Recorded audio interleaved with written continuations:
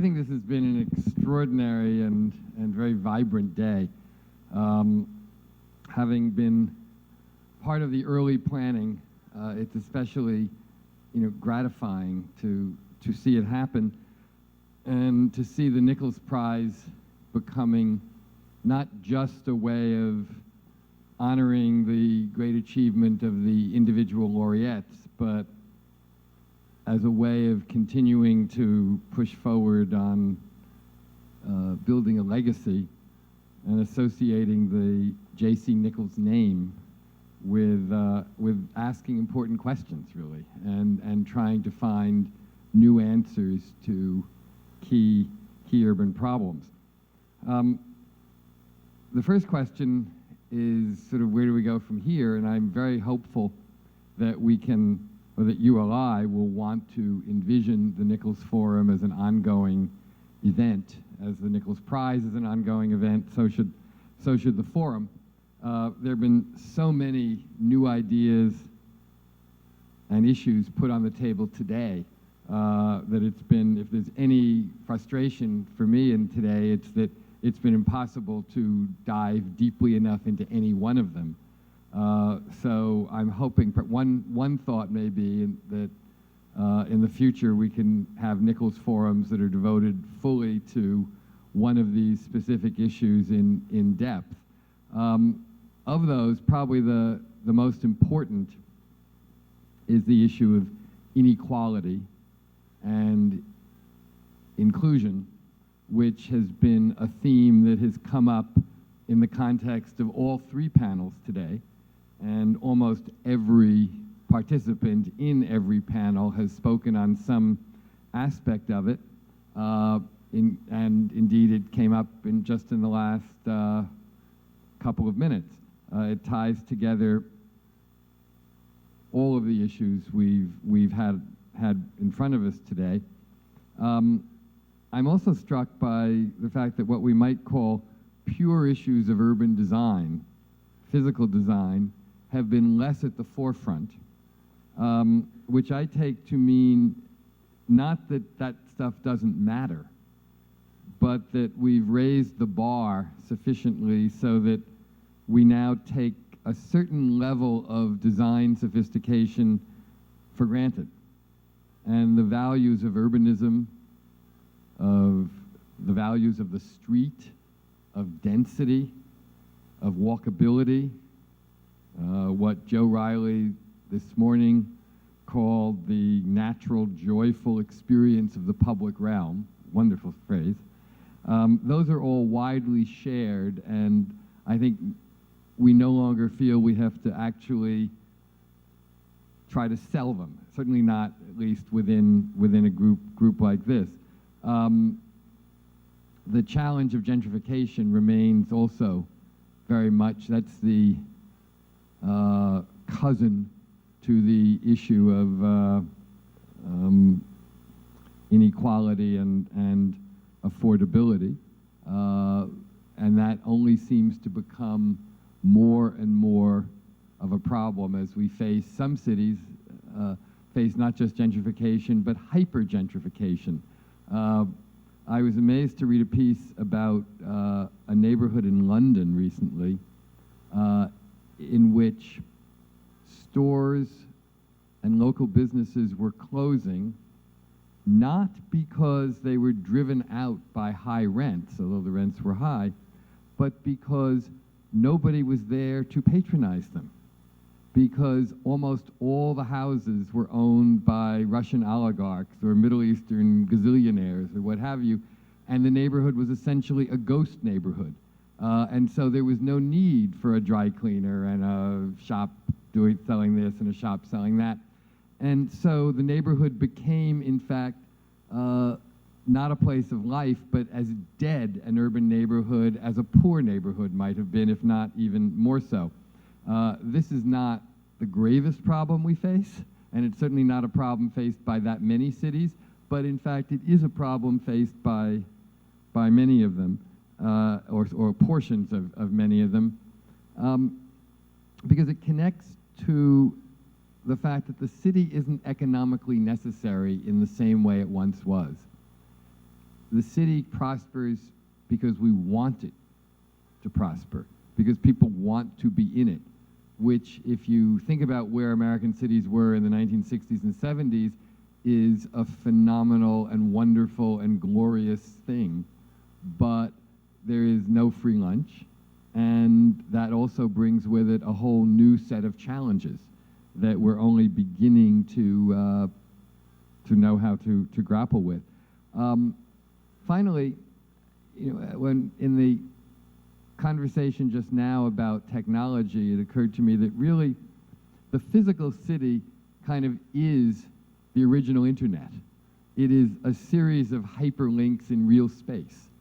It is a construction created to maximize the number of encounters that can exist between people to productive and creative synergies and new values, which is in fact kind of what the internet does.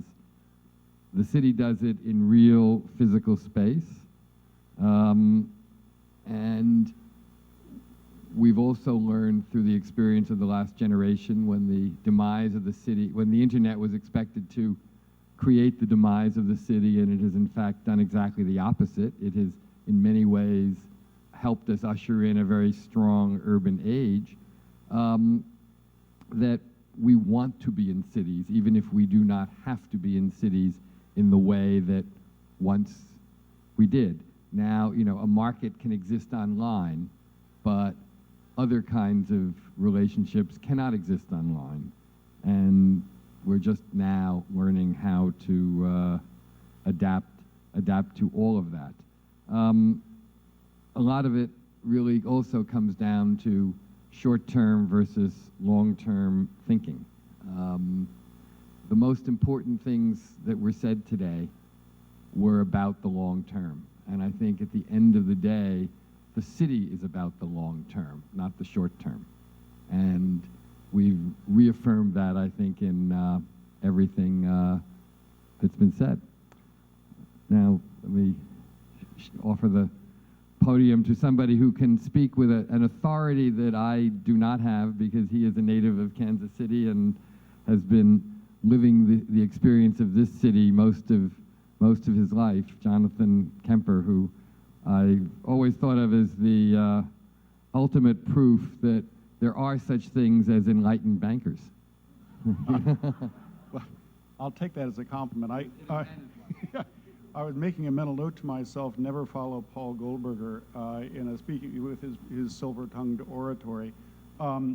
First, my takeaway from this entire presentation is the value of ULI as a convener and its mission and the pride that we have in the Nichols connection to ULI and to this prize. Also, the attitude of this group, universal, which, contrasting with the dialogue going on in the national politics, is optimistic. I mean, this is all about what we can do, especially if we work together. And I think that's, as Paul was saying, in the nature of cities and people working together. A piece of shameless promotion. This wasn't out when you walked in, but you may have seen it at lunchtime. This is a walking tour guide that we just recently produced in connection with the Historic Kansas City Foundation, which is the local preservation organization. It talks about the Country Club Plaza in a planning context. And I thought I might just touch on very briefly some of the morals of the J.C. Nichols story that we've tried to bring out in the walking guide and in his writings. My favorite piece is called Planning for Permanence. Maybe you all know it. All of his speeches are online, and they're kept in the State Historical Society here. Wonderful stuff. But it was mentioned several times what an important figure he was in the history of urban planning in the United States. One of the morals is that quality sells, and that it's interesting because we've been having kind of I'm not sure if the word is battle as much as a conversation as to what the plaza is and what should be kept and what needs to change. And his term of planning for permanence did not mean you don't change things. It was all about the planning part of that, and the permanence was really more about property values, so the people who were part of it knew who their neighbors would be and what would be coming next. So it's been a very interesting experience as we've gone through a new planning process for the Country Club Plaza. The first thing that happened after the plan was passed by the City Council was developers came in and said, well, of course you'll make an exception for me.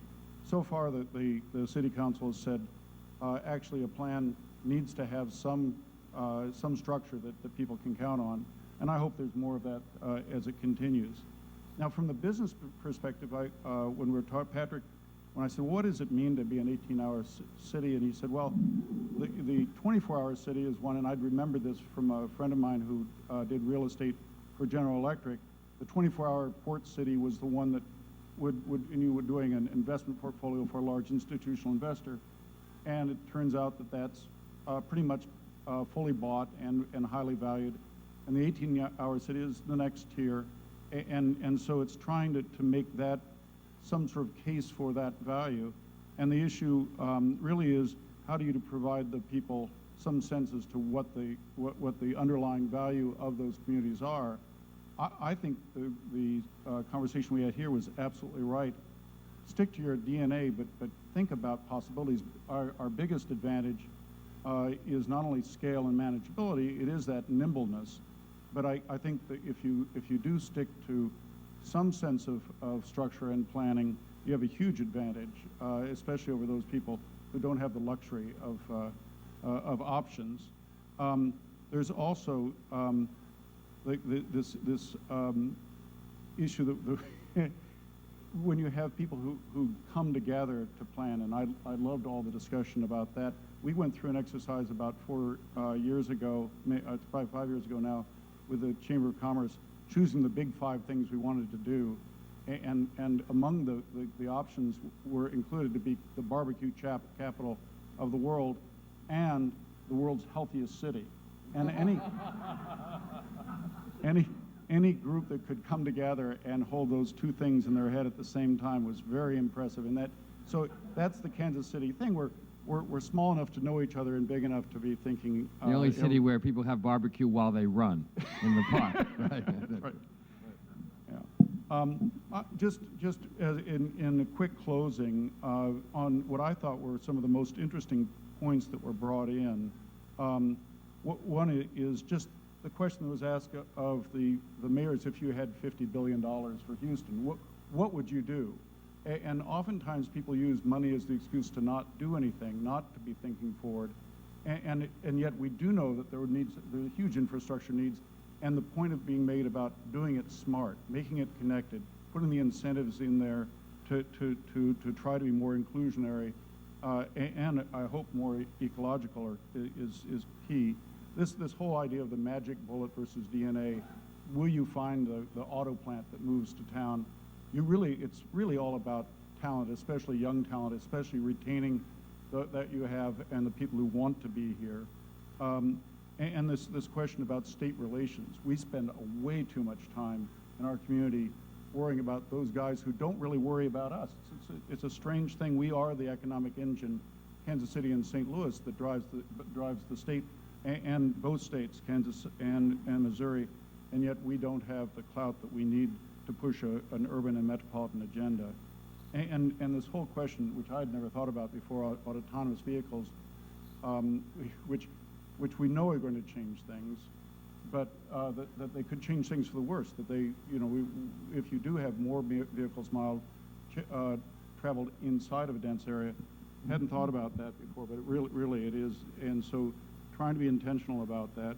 And Peter Calthorpe. So the question between the 2 Peters as to, does it matter who the client is? Does it matter whether it's public or private? Right. Or isn't it just all about the client? I really do believe that all this planning stuff is really an expression of systems and values, and we got to get the values right. And Paul, as I was mentioning, as we just got started before, to my mind, it's all about the Chinese saying about a community is healthy when old men plant trees, the shade of which they'll never enjoy.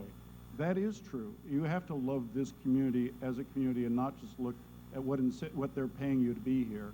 I think it attracts Right, the wrong right. kind of people and ends up with very short-term thinking. Right, and as I said a moment ago, at the end of the day, it really does come down to long-term versus short-term, which is what that statement is. I think there's another thing that I take away from this too, which is a very realistic acknowledgement that, kind of there's no free lunch, so to speak, or as I like to sometimes say, in every solution there is a new problem. And so, for example, the internet, which is an extraordinary change for the better of civilization, nevertheless does not come free, and even when accessibility is possible for everyone, as Ellen pointed out in that question in the last seminar, there are challenges and problems that come along with it that have to be met. Because we have the paradox today of people being more connected than ever before, and yet more factionalized than ever before. Because I think one thing the internet does is remove as much of a direct connection to place as there once was. Because when you communicate with somebody online, you could be anywhere, they could be anywhere. It's exactly the same as when you pick up your phone and call somebody. Unlike the old days of landlines, we can call them that,